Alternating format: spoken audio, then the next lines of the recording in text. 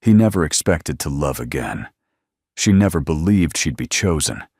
But one quiet whisper from a little boy would change everything.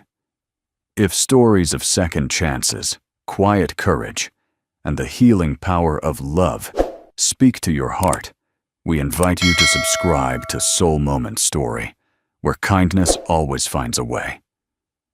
Now let us take you into a story that begins with silence and blossoms into something unforgettable. The mornings were always the hardest. David sat at the kitchen table with his elbows resting on the wood, scarred by years of use. The coffee in his mug had long since cooled untouched. The house was quiet, save for the soft hum of the refrigerator and the occasional creak of wood contracting in the early Nebraska cold.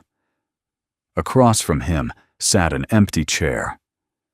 Not just any chair, her chair, Claire's chair. He still remembered the way she used to tuck one leg beneath her and hum tunelessly as she drank her tea.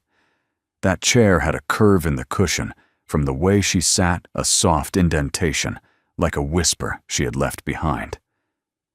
David couldn't bring himself to move. It couldn't let it go. As long as it stayed, maybe something of her did too. He glanced toward the hallway.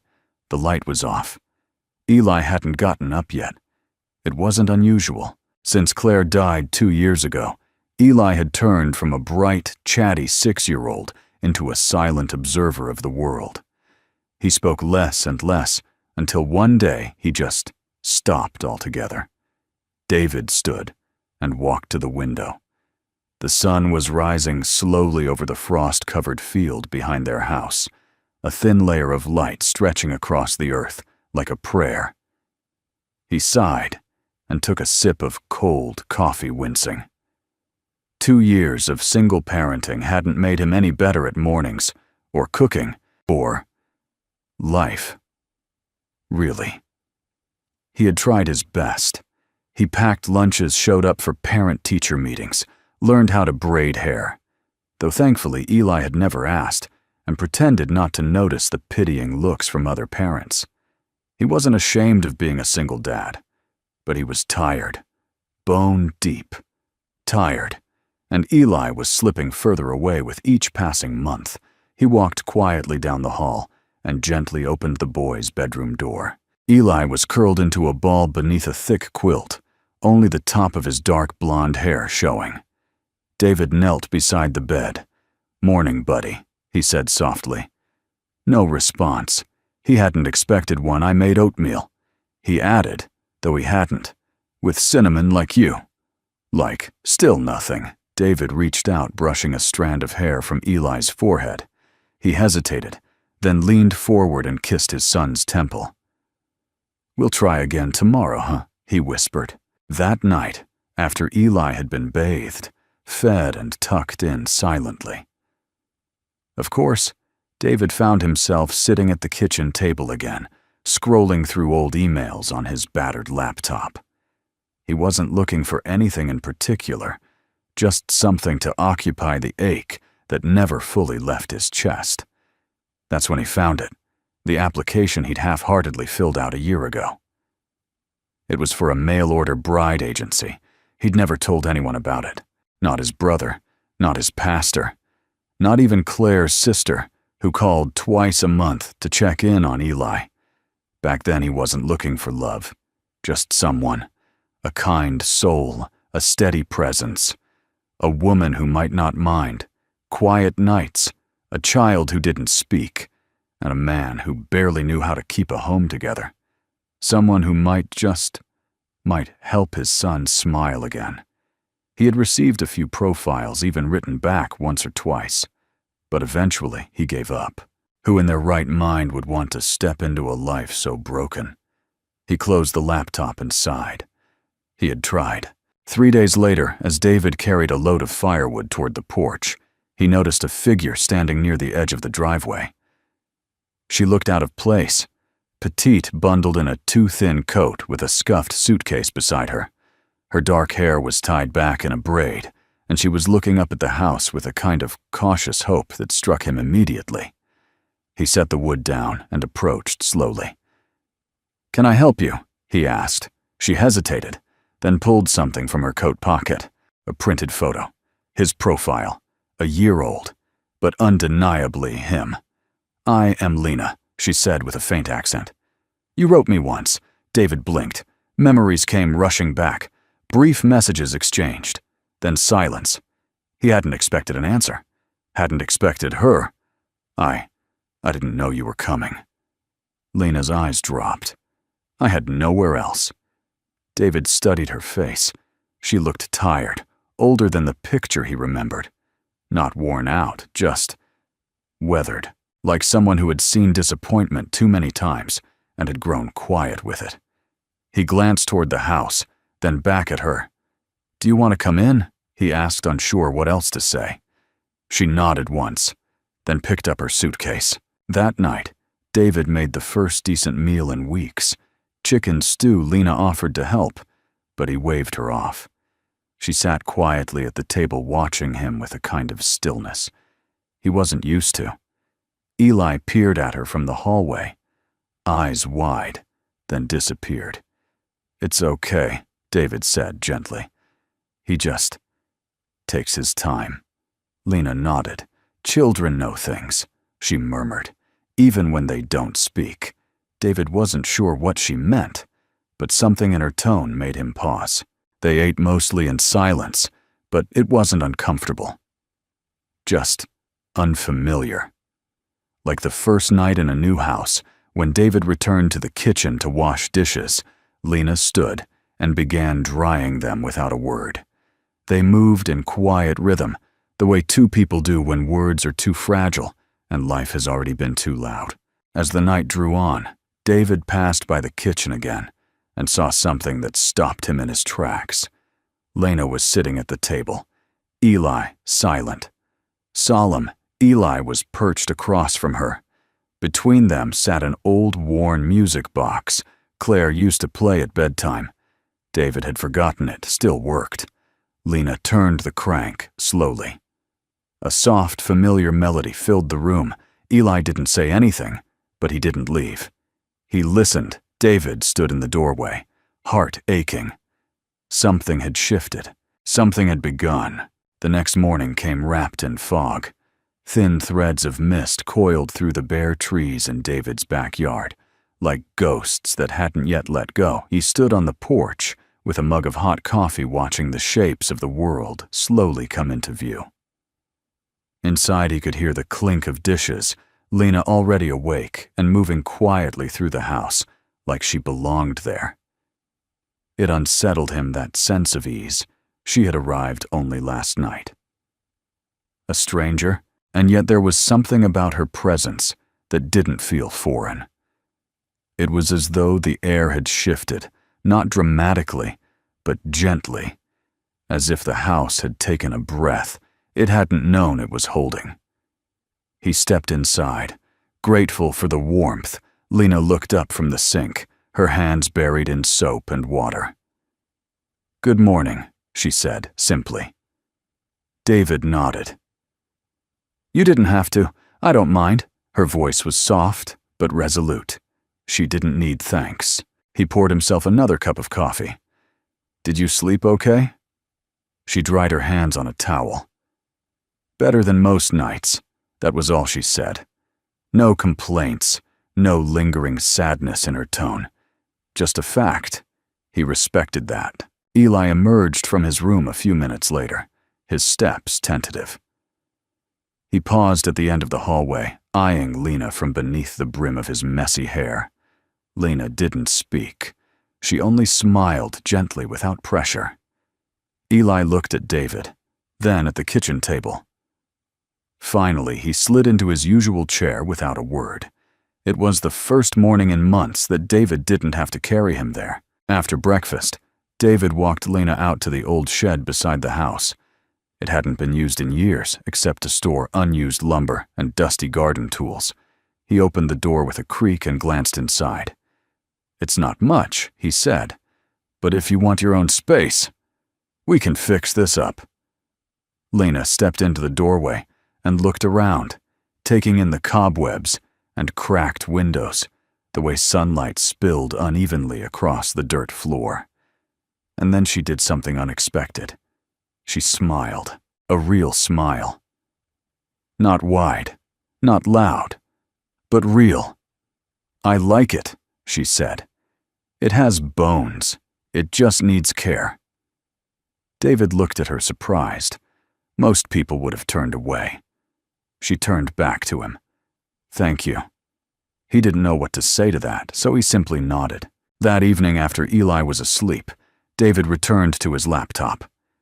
He sat in the same spot at the kitchen table, the light overhead casting shadows that seemed to flicker like old memories.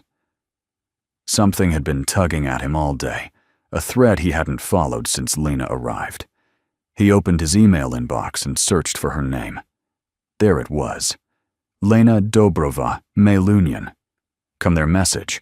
History was brief, just a few polite exchanges from nearly a year ago.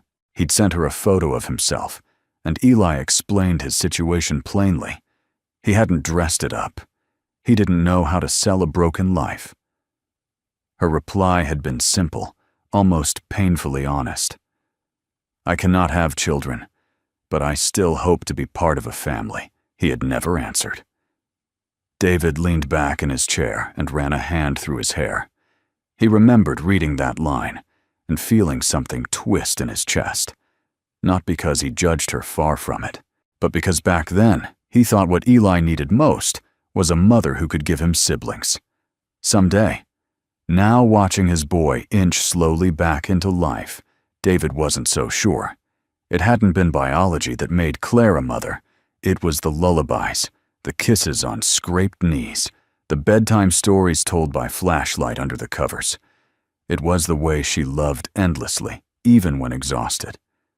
And last night, when Lena played that music box, Eli had stayed.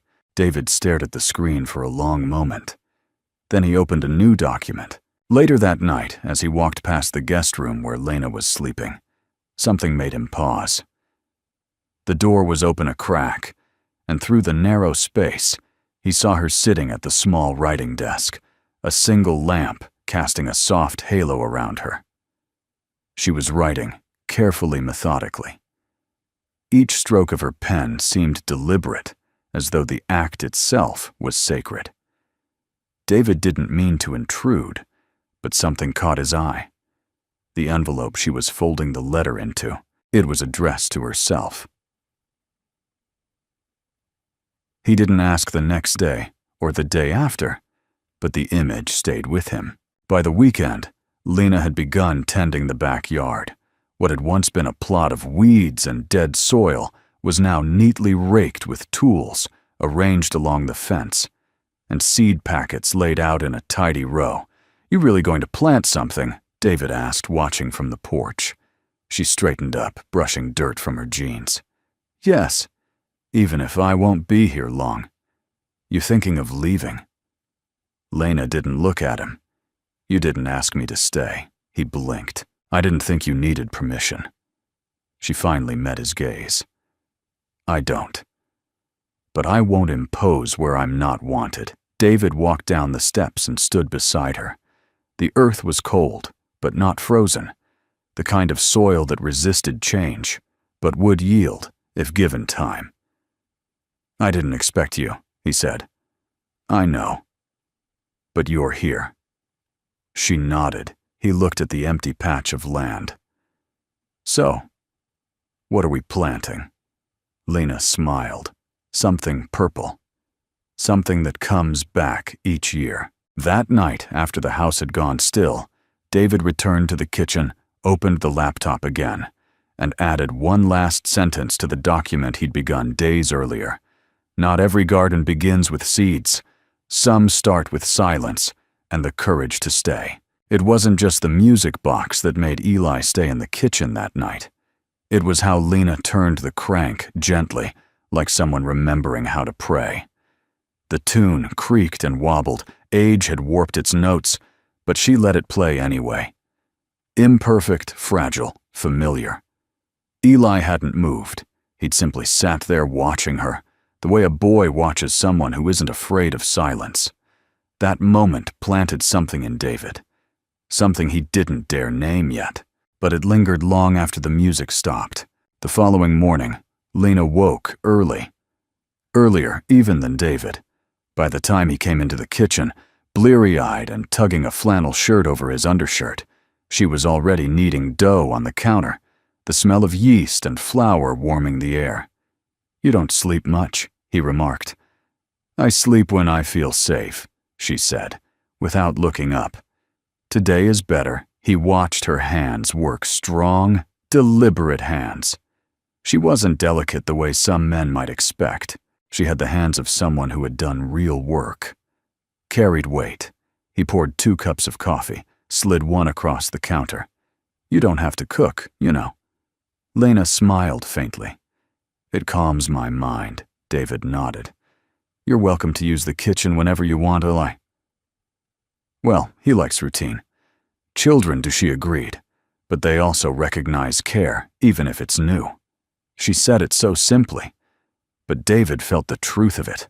Eli had eaten more the last 2 days than he had in the previous 2 weeks. Later that morning, David found Lena in the living room standing before the old upright piano tucked in the corner. It was Claire's, though no one had played it since the funeral. Dust covered the keys like a soft gray shroud. "I didn't know you played," he said. "I don't." "Not well." Lena pressed a single key. A dull C note rang out slightly. "Flat. My mother was a pianist," she said, fingers hovering. "She taught me when I was little, but I forgot most of it. When I moved, life became too loud for music." David didn't speak. There was pain in her voice, not dramatic, but quiet and ancient. "I tried once years ago," she continued. "After I found out I couldn't. After the doctor told me I'd never—" Her voice trailed off. She didn't need to finish. He knew she couldn't have children, and in many corners of the world, including some corners of his own country, that truth alone had made people walk away from her. But here she was, standing in a stranger's home, dusting off a piano that hadn't known sound in years. "I think Claire would have liked you," David said, quietly. Lena's hand paused on the keys. She loved this old thing, played lullabies for Eli almost every night. He'd fall asleep before she finished. Lena touched one more key, then pulled her hand back. "I don't know. Lullabies," she whispered. "Only half songs. Pieces. But I remember one melody." David tilted his head. "The one you hummed?" She nodded. "It doesn't have words. My grandmother sang it while she worked in the kitchen. I used to follow her and try to match the notes. She said if I ever got lost, I should sing it out loud, and someone would find me." David swallowed the lump in his throat. "Maybe Eli remembered it too," she added. "Through Claire." David stepped closer to the piano. Would you play it for him?" "Again, I will. If he lets me." That night after dinner, Lena sat at the piano. The lamp beside it cast a soft glow, and the rest of the room sank into evening shadows. Eli sat curled up on the rug with a sketch pad on his knees, drawing something in pencil. Trees, it looked like Lena pressed her fingers to the keys. The notes came slowly, unsure of themselves at first. The melody was unfamiliar to David, haunting, gentle, and oddly circular. Like a memory trying to find its way back, Eli stopped drawing. He didn't look up, but his hand stilled on the page. Lena continued repeating the tune, her eyes closed. This time, the melody grew fuller, braver, still broken in places, but carried with tenderness. When she finished, she turned her head slightly, as if afraid to break the moment. Eli looked up, and for the first time in 2 years, he smiled. David didn't cry in front of them. He waited until later when the house was quiet and Lena had gone to bed. Then he stepped outside into the cold, the stars bright above him, and let it happen. Not sobbing, not loud, just a few tears that had waited too long to fall. He thought about Claire, about lullabies, about seeds and soil and women with broken songs that still knew how to heal. A few days later, Lena asked if she could paint the shed. David looked up from where he was fixing the back fence. "Sure," he said. "You want a particular color, something warm, something not gray," he chuckled. "That's a pretty open category." She gave him a look that was half smile, half warning. "Let me choose." He raised his hands in surrender. "It's your shed now." That evening she came back from the hardware store with 2 gallons of sunflower yellow paint and a stack of small brushes. "For Eli," she said, "so he can help." And help. He did. Clumsy, silent, but focused. He dipped the brush too deep, got yellow streaks on his cheeks, and painted a wide arc that was supposed to be a window frame, but ended up a sunburst. Lena only laughed and said it was perfect. That night, when David tucked Eli in, the boy looked up at him and held out a drawing. It was of their house, the garden, the shed, bright yellow now, and a stick figure of Lena beside a stick figure of him. Between them, he'd drawn a heart. David didn't know what to say. He kissed his son's forehead, then went to bed, wondering when exactly a stranger had stopped feeling like one. The shed was no longer gray. It glowed in the morning sun like a promise. Sunflower yellow, cheerful and imperfect, its edges lined with uneven brushstrokes and tiny handprints, courtesy of Eli. The color stood out against the bare trees and the frost-kissed earth, a small act of rebellion against winter's hold. To David, it looked like hope had finally moved in next door. Lena was already outside, knees in the dirt, her gloves caked with soil. The air was still crisp, but she worked as if it were spring already. Beside her sat seed packets, lavender daisies, wild poppies, flowers that would take months to bloom if they bloomed at all. "You know it's still February, right?" David called from the porch, coffee steaming in his hands. Lena didn't look up. It takes time for roots to find their place. He smiled despite himself. "You sound like someone who knows what she's doing." She glanced at him, then shielding her eyes from the sun. "No, but I'm learning." Inside the house, Eli was at the table, a crayon in each hand, drawing something with intense focus. David walked past and glanced down. It was another garden. This one had taller flowers. Lena was in the middle, wearing a sun hat. David was in the background, holding a watering can. Eli had drawn himself front and center, arms raised, and again, above all three, a single red heart. David felt his throat tighten. "You like gardening now?" he asked. Eli looked up, nodded, once, then returned to his picture. No words, but communication nonetheless. Later that day, Lena sat on the back steps with a small notebook in her lap, sketching out a plan for the garden beds. David joined her sipping coffee. The porch creaked beneath their weight, but the silence between them was easy. "Why lavender?" he asked, nodding toward the packet beside her. Lena's pen paused. "My mother used to grow it. She said it kept the bees happy and the sadness away." David watched her face. She rarely spoke of her past, and when she did, it was always brief, measured, like a woman carefully stepping across ice she wasn't sure would hold. "Did you leave a lot behind?" he asked gently. She nodded, not meeting his eyes. "Not much by the time I left. My mother was gone. My father was not someone I could follow." He didn't press her. He knew what it meant to lose. He knew, too, what it meant to survive the absence of someone you once built your life around. "I think Claire would have liked lavender," he said. After a moment, Lena smiled softly. "Then we'll plant extra." That afternoon, David opened the attic for the first time in 2 years. Dust clung to every surface, and the air smelled like mothballs and memories. He wasn't sure what he was looking for. Maybe something of Claire's to offer Lena, or maybe just something that felt like connection. He found an old box labeled Spring Things in Claire's handwriting. Inside were gardening gloves, a pair of faded knee pads, and a small wooden sign that read, "Where love grows, life follows." He brushed the dust from it carefully, then carried it downstairs. Lena was still working when he handed it to her.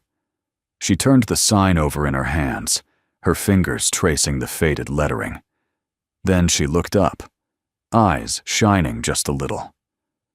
"I'll hang it by the lavender," she said. As twilight settled over the town, David sat in the living room, reading, while Lena cooked in the kitchen. She didn't ask permission. She never did. She simply began, chopping, stirring, humming softly, like someone who belonged in the rhythm of that space. Eli sat nearby with his sketch pad occasionally glancing toward the stove, as if hoping for something familiar. When Lena pulled a casserole dish from the oven, the scent of cheese and roasted vegetables filled the air. David raised an eyebrow. "You cook and garden?" "I survive," she replied with a wink. They sat together at the table that night, David, Eli, and Lena. No empty chair, Claire's seat remained untouched, but for the first time in a long time, the space didn't feel like a void. It felt like memory. Lena dished out portions careful to place Eli's favorite parts in his bowl. He noticed. Didn't say anything, of course, but David caught the way his shoulders relaxed, the way he looked at her hands, with a kind of cautious recognition. Halfway through the meal, Lena looked at Eli and asked, "Do you want to help plant the poppies tomorrow?" He blinked, then nodded. David looked at her eyes wide. That was a yes. Lena smiled. It was. After dinner, while Lena washed dishes and David dried, the conversation turned quieter. "You've done more in 3 days than I've managed in 2 years, David said. Lena paused, then looked at him carefully. "You've kept your son alive. Loved him when it was hard. That's more than enough." David opened his mouth to deflect the compliment, but the words caught in his throat, then continued drying her hands. "You know what? I noticed about Eli." "What?" "He listens very closely, even when he doesn't speak." "That's a gift, David. And gifts don't grow from neglect." He turned away. Not because her words hurt, but because they healed something raw inside him. Later that night, as the stars came out, and Lena lit a candle in the shed, David stood at the back door, watching her silhouette move behind the yellow walls. She was placing something near the window. The sign, "Where love grows, life follows." He leaned against the doorframe, arms crossed. The first bloom hadn't appeared in the soil yet, but it had already appeared in them. Saturday morning arrived with a hush. The snow that had threatened all week finally fell in soft sheets, overnight, blanketing the town in silence. Outside, the garden slept beneath its white coat, and even the sunflower yellow shed looked muted, softened by winter's touch. Inside, warmth filled the kitchen. The oven hummed low. The windows fogged, and flour dust danced in the air like powdered snow. It was baking day, a tradition that had once belonged to Claire. Lena stood at the counter in Claire's apron, an old floral thing with one torn strap, and measured out ingredients with the precision of someone who found comfort in repetition. Beside her stood Eli, barefoot sleeves rolled up to his elbows, his expression serious as he sifted flour into a wide ceramic bowl. David watched from the doorway, coffee in hand, doing his best not to interrupt. He didn't want to break the spell, because that's what it felt like, a spell. Eli hadn't stood in that kitchen beside anyone in years. And yet, here he was, elbow deep in flour, glancing up now and then to check that Lena was watching. She always was. "Next, we add the butter," Lena said softly, sliding a stick across the counter. Cold, but not too hard. Eli picked it up, cut it carefully into cubes, and drop them into the flour. His fingers moved slowly. Methodically, David could see his tongue press against the corner of his mouth, the way he used to do when learning to write letters. "Want to do the mixing?" Lena offered. Eli nodded, and just like that they worked side by side, not as teacher and student, but as something gentler, something closer. David turned away, his chest tightening. He hadn't realized how deeply he missed the sound of movement in that kitchen. Not just the clatter of utensils, but the life, the togetherness. By late morning, the smell of cinnamon and brown sugar filled the house. Cinnamon rolls, Lena had said something simple. Sweet. Something warm. Eli sat on a stool by the window while the rolls baked, drawing in a fresh notebook Lena had given him. She said every good recipe deserved a picture. Eli had taken it seriously. He was sketching something now. David couldn't tell what, but it had round shapes and swirls. Maybe the cinnamon rolls themselves? Maybe something more. Lena leaned on the counter, watching him. "He's an artist," she said. David nodded. Claire used to say the same thing. She was right. He looked at her, noticing the way the sunlight touched her hair, the way her face softened when she looked at Eli. It was the first time in a long while he didn't see his son as a responsibility he had to shoulder alone, but as a child being seen. That mattered. When the timer rang, Eli jumped up. Lena pulled the tray out carefully, steam rising in waves. "Want to frost them?" she asked. Eli nodded, almost grinning. David couldn't remember the last time his son had shown anticipation, let alone joy. As Lena handed him the spatula and the bowl of icing, she said, "Go slow, like painting." Eli dipped the tool in and began spreading the icing with short, careful strokes. He didn't speak. He didn't need to. They ate the first roll while standing in the kitchen, fingers, sticky eyes crinkled with warmth. David tried to speak, but the words failed him. He looked at Lena instead, a silent thank you in his gaze. She nodded, accepting it like she understood. After breakfast, Eli disappeared into the living room with his notebook. Lena began tidying the counter. David stayed behind, leaning against the fridge. "You're good with him," he said. Finally, Lena didn't look up. "I don't try to be. That's what makes it real." She paused, a spoon in her hand, and glanced over at him. "I don't know how to be a mother," she said. "I never got the chance." David met her eyes. "You're doing just fine." There was a quiet beat between them, something unspoken settling into place. That afternoon, David took Eli sledding on the hill behind the school. They bundled up in mismatched layers, loaded the plastic sled into the truck, and drove through the snow-glazed town, the roads still quiet after the storm. Lena didn't come. She stayed behind to read, she said. But David suspected she wanted to give them space. Still, Eli asked about her, held up a drawing he'd made in the truck, and tapped on it twice.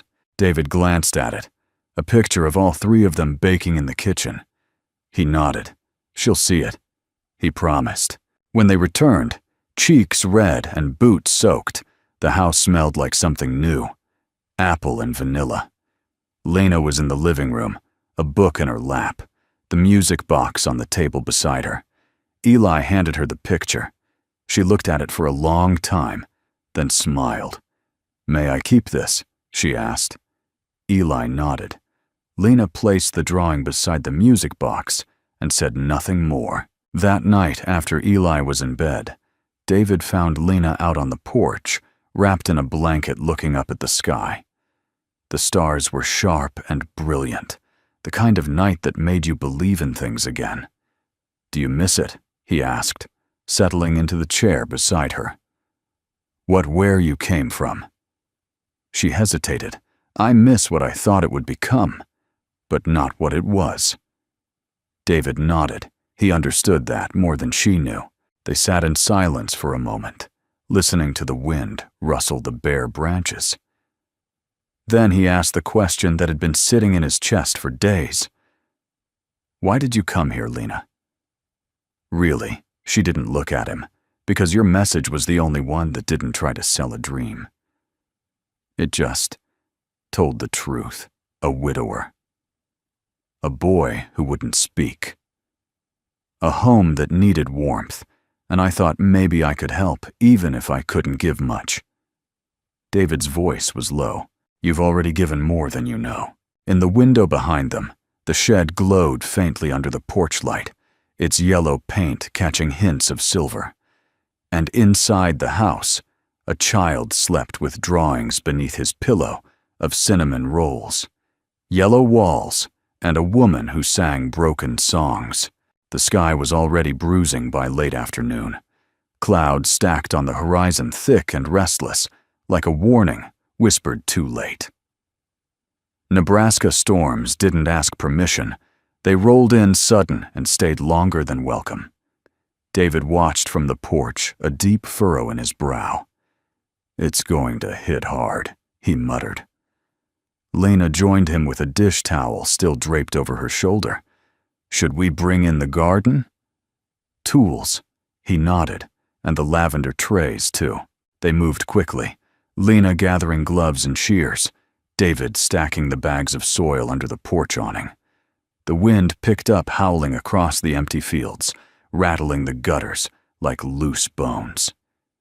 In the distance, thunder rolled low and steady. Inside, Eli stood at the window, silent as always, but his shoulders were drawn tight. He clutched a small, stuffed rabbit, one of the last things Claire had given him. David had almost forgotten it existed. "He doesn't like storms," David said softly to Lena as they stepped back inside. "He used to crawl into our bed during thunder. After Claire passed, he just stopped asking." Lena nodded, her expression unreadable. By early evening, the storm arrived in full. Rain lashed against the windows, and branches beat against the roof like restless hands. Power flickered, then cut entirely.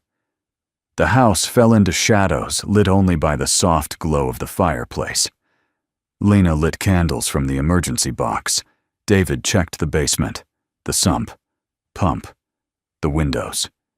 Eli stayed on the couch, curled into a tight knot under a quilt rabbit still pressed to his chest. "Should we tell a story?" Lena offered gently. No answer. She didn't push. Instead, she sat beside him, not too close, and began humming that same broken melody, a lullaby without words. A tune that remembered home, even when the world didn't. David stood at the edge of the room, watching. The storm raged louder. Then, as if pulled by something ancient and instinctual, Eli reached out and touched Lena's sleeve. She turned to him. "Do you want me to stay?" she asked, a tiny nod. David felt something shift again, not with thunder this time, but with silence. With permission, but storms have a way of pulling loose more than just tree limbs. Later that night, long after Eli had drifted into sleep, David found Lena standing in the kitchen holding an envelope. It was the letter, the one she had written to herself. "I wasn't going to say anything," she began, "but I've been offered a position in Colorado. A family needs a caretaker for their child. They know about my condition. They don't mind." David felt like the floor had dropped beneath him. "Are you leaving?" "I haven't decided." He swallowed. "You told Eli you'd stay." "I told him I would, if he wanted me to." David's voice was quiet, restrained, and he does. Lena's eyes searched his. "Do you?" The question struck deeper than he expected, not because he didn't know the answer, but because he'd never let himself believe he had the right to ask someone to stay again. Not after Claire. Not after watching his son retreat into silence. "I do," he said, finally, then added, "but I won't trap you in a life that's still grieving." Lena stepped closer. "You're not asking me to replace her." "David, I know that." He looked at her, and for the first time said. What had lingered unspoken, she was kind, gentle. But your strength, you hold without clinging, you heal without asking anything back. Lena's voice cracked. No one's ever said that to me. Then maybe no one ever looked hard enough. The storm knocked out the rest of the power overnight. But in the morning, the house was calm, damp, quiet, a little broken, but standing, and on the kitchen table beside the now cold candle. Lena had left the envelope. David picked it up with trembling hands. It wasn't addressed to herself anymore. It was addressed to Eli. Inside was a letter, simple, handwritten. Careful. Dear Eli, I don't know if you will ever want to read this, but I wanted you to know something. I once believed I had nothing to give. I couldn't give a child to the world. Couldn't offer a family what they thought they needed. But then I met you, and you gave me a place to belong. If I get to stay, it won't be because I'm needed. It will be because I am loved. With all my heart. Lena David folded the letter, slowly, tears blurring the words. He didn't wake Lena. He just stepped outside the sky, still thick with gray, and began digging a new garden bed right beneath Claire's favorite window. It would be for Lavender, and for Lena, and for every broken thing that bloomed again when given the chance. By mid-morning, the sky had softened into a gentle gray. The storm had passed, leaving behind a backyard littered with broken twigs, soggy soil, and a single garden glove that had blown off the porch and lodged beneath the rosebush. David retrieved it quietly and placed it on the bench beside the shed where Lena would find it. Inside the house, he could hear the faint murmur of water running the shower. The scent of fresh soap drifted faintly down the hallway, blending with the smell of toast. Lena must have made for Eli, who was quietly sketching at the dining table. The child was calm again for Zent. There was no trace of the fear from the night before, only the gentle return of routine. But beneath it all, David sensed something had shifted permanently. He moved to the kitchen and found the envelope again. Lena's letter to Eli, still folded, resting on the windowsill. He hadn't shown it to his son. Not yet. It felt like a sacred object now, something to give at the right moment, not just when it was convenient. And then he noticed something else. Tucked behind the letter was another page, creased slightly, smudged, addressed in the same looping hand. But this one was not signed, nor sealed, nor given its first words. To the man I almost never met. David sat down. To the man I almost never met, I want to tell you something. I never had the courage to say. I came here with no expectations. I had been discarded by a man who wanted a perfect woman, a perfect future, a child I couldn't give him. I had one suitcase, 3 words of English hope left in me, and a list of addresses I never intended to use. Yours was the last. The message you wrote didn't sell anything. It wasn't dressed in romance or promises. It was just true. A man who had lost a wife, a son who wouldn't speak, a house that needed softness. And I thought perhaps I could offer something other than children, perhaps presence, perhaps patience. You didn't ask me to fix you, or him. You let me stand quietly beside both of you, and you never once demanded more. That's what made me stay. If I leave, it won't be because you failed me. It will be because I failed to believe I deserve to be chosen. But if I stay, it's because for the first time I believe a home isn't made by blood or walls. It's made by where a boy whispers a word that once broke me and makes it whole again. David sat for a long time, the letter resting in his lap, his hands shaking, not from fear, not from grief, but from something older, deeper recognition. She had never sent it, never meant for him to read it, perhaps. But now, having done so, he couldn't pretend. He didn't know. She was still afraid, still carrying a part of herself folded away, waiting for permission to exist. He rose and went to the hallway. The bathroom door was open now. The water off, the sound of soft feet on tile, the swish of fabric. Lena stepped into the hallway in a long cardigan towel in hand, wringing water from her braid. She paused when she saw him. "You read it," she said quietly. "I did." She waited, arms crossed, loosely over her chest. David stepped closer, the letter still in his hand. "I think he said you were wrong about one thing." Her brow furrowed slightly. "Which part?" He tapped the final paragraph. "You said you weren't sure if you deserved to be chosen." Lena swallowed. I think he continued, voice steady. "You've been choosing us since the moment you knocked on that door, when you folded Eli's laundry, when you played the music box, when you taught him to frost. Cinnamon rolls," a long pause. "You've been giving Lena again and again. Maybe no one ever stayed long enough to tell you, but we see it." "I see it." She didn't cry, but she stepped forward and placed her hand over his.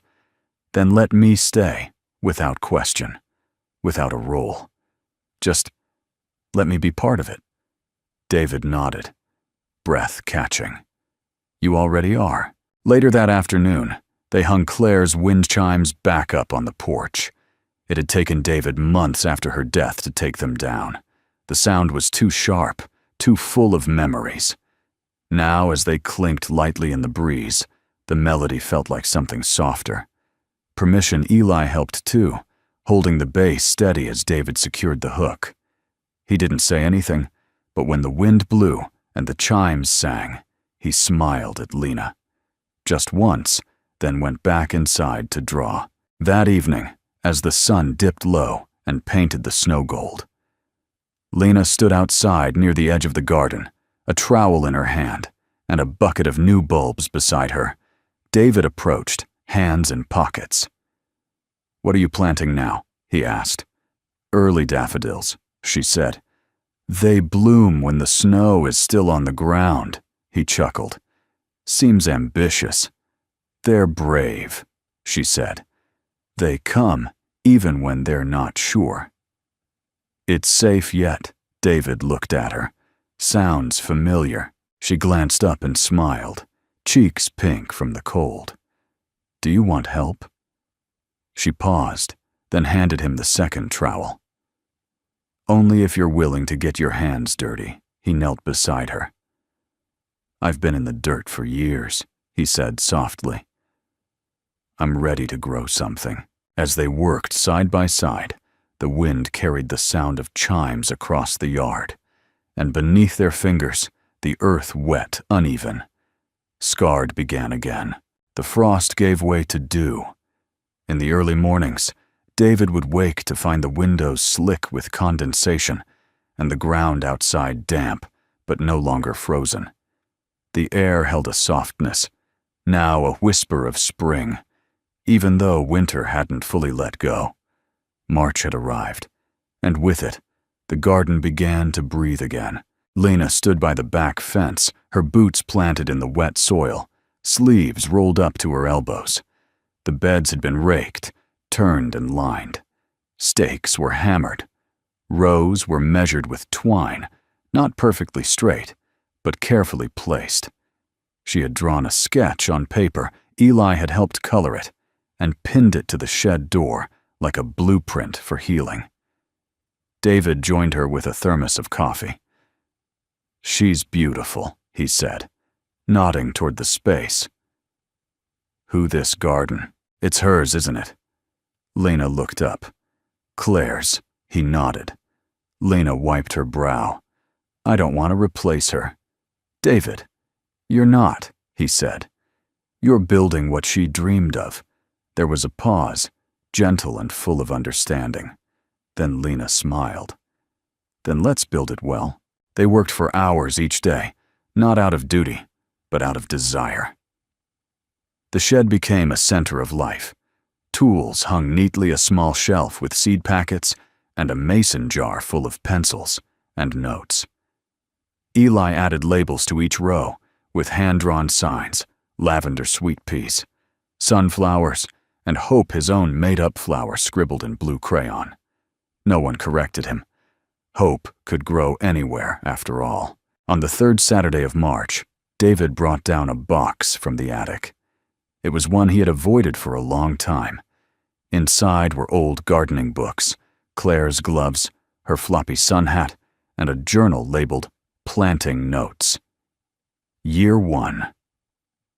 He brought it to Lena. "Would you like to read it?" he asked. She took it with reverence. "I'd like to continue it," she replied. That evening, after Eli had gone to sleep, they sat on the porch as twilight settled the horizon, painted in soft oranges and lilacs. Lena held Claire's journal in her lap, gently flipping through the entries. Some organized, others scattered with doodles and pressed leaves. "I didn't know she was so funny," Lena said softly. David smiled. She had a very dry wit. Most people didn't notice until they were already laughing. She wrote about planting roses. "But there are none here." "She always meant to," he said. "Life got in the way."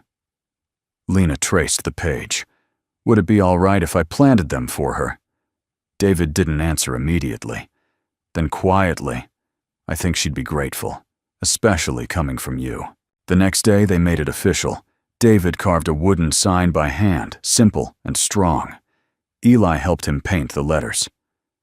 When they were done, Lena drove the first stake into the ground, and together they placed it at the center of the main flower bed.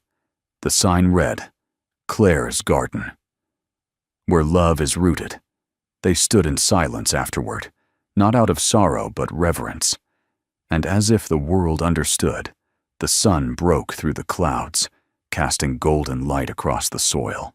That afternoon, neighbors began to notice Mrs. Jenkins from 2 houses down brought over a tray of lemon bars. "Saw you working," she said. "Figured you'd earned something sweet." She lingered longer than usual, chatting with Lena about seeds and weather and where to buy the best compost. Word spread. People stopped by to admire the progress. Someone donated a bench. Another left 2 bags of mulch. No one said it aloud, but something had changed. It wasn't just a family growing anymore. It was a home being restored. That evening after dinner, Eli climbed onto Lena's lap with his sketch pad and pointed to a drawing he had made. It showed the garden in full bloom, but this time there were 4 figures standing in it.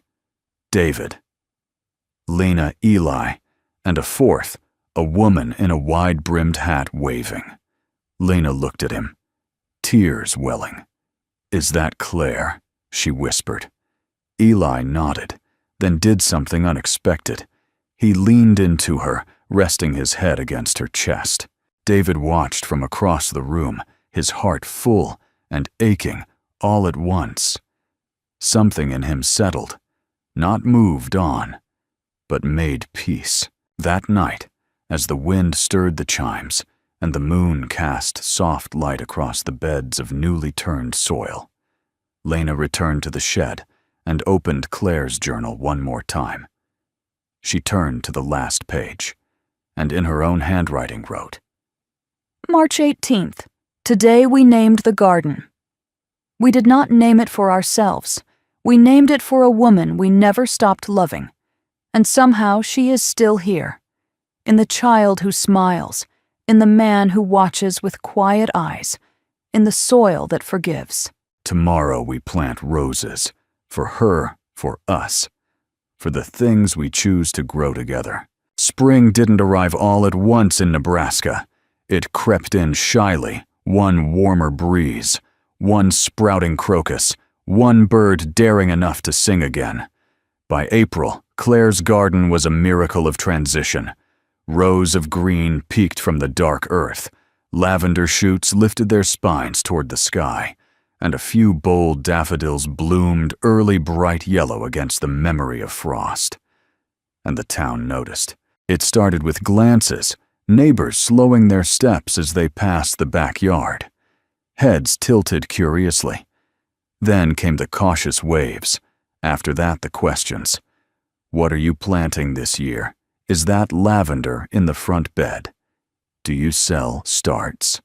And slowly the people came. It was Lena who suggested they open the gate for the spring festival. Just for a few hours, she said. Let the children walk through.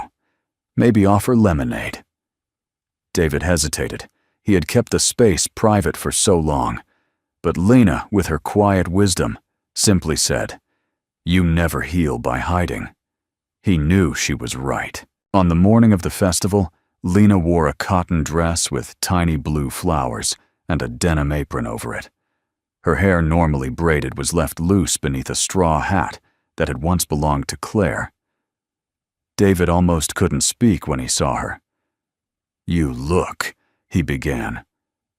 She smiled, like someone who belongs here. He nodded, exactly like that. Eli stood between them holding a wooden sign he had painted the night before. It read, Welcome to Claire's garden. Love grows here underneath. In smaller letters, he had drawn 3 stick figures and a rabbit, David Lena himself, and Claire's wind chime. By mid-morning, the garden buzzed with life. Children darted between rows of flowers, some carrying seed packets Lena had prepared in small paper envelopes. Mrs. Jenkins brought lemonade and shortbread. Mr. Keller, the retired postmaster, donated folding chairs. A girl from the high school art club offered to paint faces. No one asked why the garden was named after someone who wasn't there. No one questioned why the quiet woman with the accent now stood at its center. They simply came and stayed. And Lena. She shone, not loudly, not with grand gestures, but with the kind of warmth that settles deep into the bones. She knelt to show children how to plant marigolds, offered kind nods to the shy parents, and laughed, truly. Laughed for the first time in months. David saw it. So did Eli. At one point, Eli took Lena's hand and pulled her toward the bench beneath the cherry tree. He pointed to a woman across the garden, gray-haired, kind-faced, unfamiliar. Lena followed his finger, puzzled. Then she realized it was the town's social worker, Mrs. Dawkins, the same woman who had once visited David's home after Claire's death, checking on Eli's well-being, silently assessing whether a grieving widower was capable of holding together what was left. She was watching now, not judging, just observing. And then Eli did something unexpected. He turned toward Lena, took a breath, and whispered, Mommy. Just once. Barely audible, but clear. Lena froze. The earth might as well have stopped spinning. David heard it too. He looked over, saw her eyes glisten, her body still as stone. Eli, unaware of the world he had just shifted, simply held her hand tighter. And across the garden, Mrs. Dawkins smiled and looked away. Later, after the festival wound down, Lena sat beneath the cherry tree with her hat in her lap, and her heart still pounding from that one small word. David joined her with a slice of pie. He handed it to her without speaking. They sat like that for a while. Then softly she asked, Do you think I'm allowed to keep that moment? David turned toward her. Lena. I think you earned it. That night, long after the guests had gone and the dishes were done, Lena stood alone in the garden, barefoot in the soft grass. Letting the moonlight touch her face, David came out quietly watching her. You're still up, he said. I didn't want the day to end, he nodded. It was a good one, the best, she whispered. He stepped closer.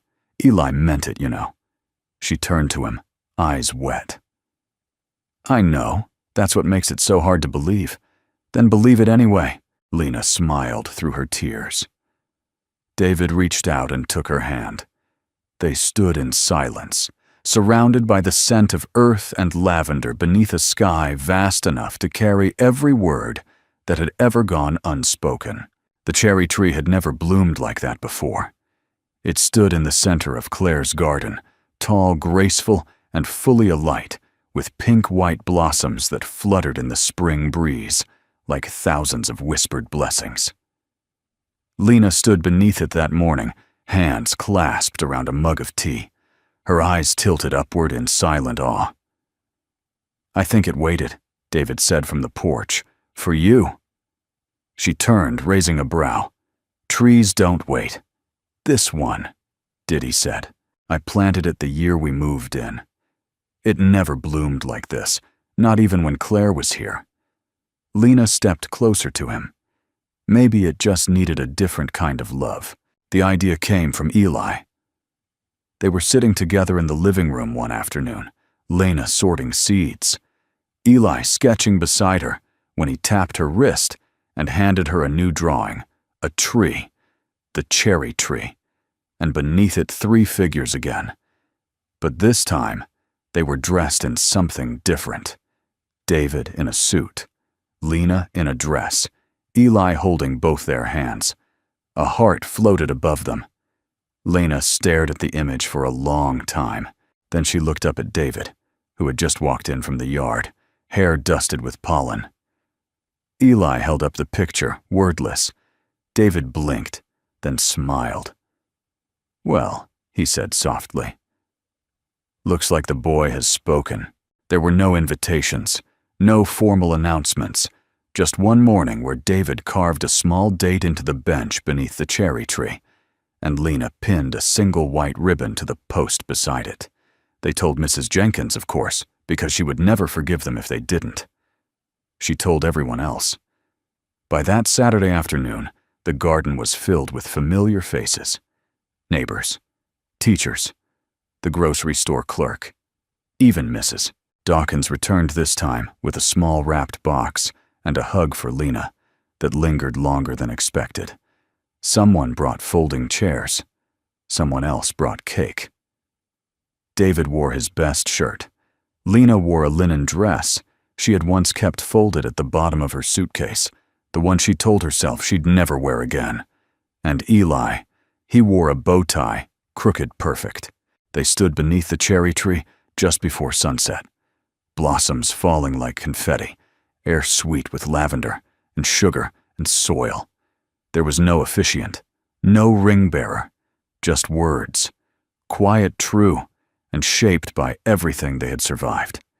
David took Lena's hand and said, "You walked into this house carrying nothing, and somehow you gave us everything back." Lena's voice trembled as she replied, "You opened a door for a stranger, and now I walk through it every day into a home."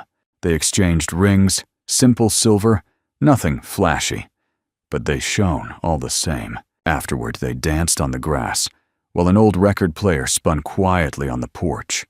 Children chased fireflies, neighbors sipped lemonade and told stories. The wind chimes sang like distant bells. At one point, Eli stood up on the bench and cleared his throat. The crowd hushed. He didn't speak, but he held up a sign he had drawn on cardboard. It read, "I love you." Mom gasps, tears, applause. Lena covered her mouth. David wrapped his arm around her shoulders, and in that instant, it no longer mattered how they had come together, only that they had. That night, after the guests had gone, and the moon had risen high above the sleeping garden, David and Lena sat on the porch, in the quiet. Their hands were still clasped. "I never thought I'd do this again," David admitted. "Mary," she asked Hope.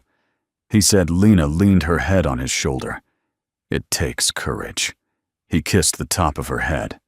"No, it takes you." She smiled in the dark. Across the yard, the cherry tree shimmered in the moonlight, petals dancing like they had waited a lifetime for this day. In Claire's journal, Lena wrote, "That night, April 29th, today under a tree that once held only silence, we spoke new vows into the earth. They were not declarations of perfection, only of presence, of choosing again and again. This garden began with grief, but it blossoms now with belonging. Summer arrived without announcement. It simply was one morning." sunlight already warming the porch railings before breakfast, the lavender in full defiant bloom, and the sound of Eli's laughter floating through the garden like birdsong. He laughed more now. Not often. Not loudly, but enough to fill the rooms that once echoed with silence. The garden had become a living memory, part tribute, part sanctuary, and entirely its own kind of miracle. Daisies lined the pathway, sweet peas climbed the fence. The roses Lena had planted for Claire bloomed in soft, solemn bursts near the bench, like grace returned. Eli spent his days drawing in the shade of the cherry tree, which no longer stood as a monument to loss, but as a keeper of vows. Its branches now held wind chimes, paper lanterns, and tiny birdhouses Eli had painted himself. Lena watered. Each morning. David mowed on Saturdays. They shared chores, meals, stories of life, no longer defined by what they had lost, but by what they had chosen. One morning in early June, Eli ran to the kitchen holding something small in his cupped hands, a bloom. Lena guessed. He shook his head, eyes shining, a feather. He opened his hands. Inside was a ladybug, its red shell gleaming like glass. Lena leaned in. That's lucky David, seated at the table with his coffee, looked up. Only if it stays. Eli held it out. The bug climbed onto Lena's fingertip and paused, and then, as if understanding it, flew circling once, then landing on the windowsill beside Claire's old planter box. Eli whispered. It stayed. Lena felt tears prick her eyes, not from sadness, but the kind that come when a wound finally closes. Later that week, the town's local paper came to interview them. Not for a headline, just a human interest story, the kind people read over breakfast and smile at. Family revives forgotten garden in heart of town. The journalist, a kind-eyed woman in her 50s, asked questions. Softly, took photos, gently, and never pushed. What do you call this place? She asked. David glanced at Lena, then at Eli. The boy answered, home. That night, after the article ran and neighbors dropped off congratulations, Lena returned to the shed, the place that had once been offered as a spare room and now felt like a second heartbeat of the house. She opened Claire's journal, which now included pages in two distinct handwritings, past and present, loss and love. She turned to a fresh page and wrote, June 12th. I used to think a garden needed seeds to grow, but some blooms come from something quieter, from kindness, from choosing to stay, from whispers that become names and strangers who become family. This garden began with goodbye, but it lives now in every hello. And I live here too. Truly, she closed the book and didn't cry, because there was nothing to mourn, only everything to hold. Weeks later, Lena found herself walking alone near the far edge of the yard, where wildflowers had crept past the neat beds and into the untamed grass. There, growing on its own, not planted, not expected, was a single bloom, a pale pink peony, soft and full. Claire's favorite, Lena knelt beside it, touched its petals. I see you, she whispered. You stayed. She didn't pick it. She let it remain exactly where it chose to be, like her, one evening near the end of summer, as the sky painted itself in golds and rose. Lena, David, and Eli sat beneath the cherry tree, their shoulders touching their hands, tangled like roots. Eli turned to Lena and asked softly, his voice stronger now, but still careful. Will it always be like this? Lena looked at him, then at David, then said, It will always be what we keep choosing. Eli thought about that, then nodded and whispered, Then I choose you. The wind picked up, the chimes sang, and somewhere between the lavender and the roses, between the ache of what was lost and the wonder of what had been found, the garden bloomed again. And this time, it never stopped. If this story touched you in some way, we'd love to know where you're watching from. Just drop a comment below. It's always a joy to see how far these moments of kindness can reach. And if you'd like more stories like this, gentle, heartfelt, and full of quiet hope, feel free to subscribe to Soul Moments Story. We'd be honored to have you as part of our growing community. Thank you truly for spending a little time with us today. Your presence means more than you know.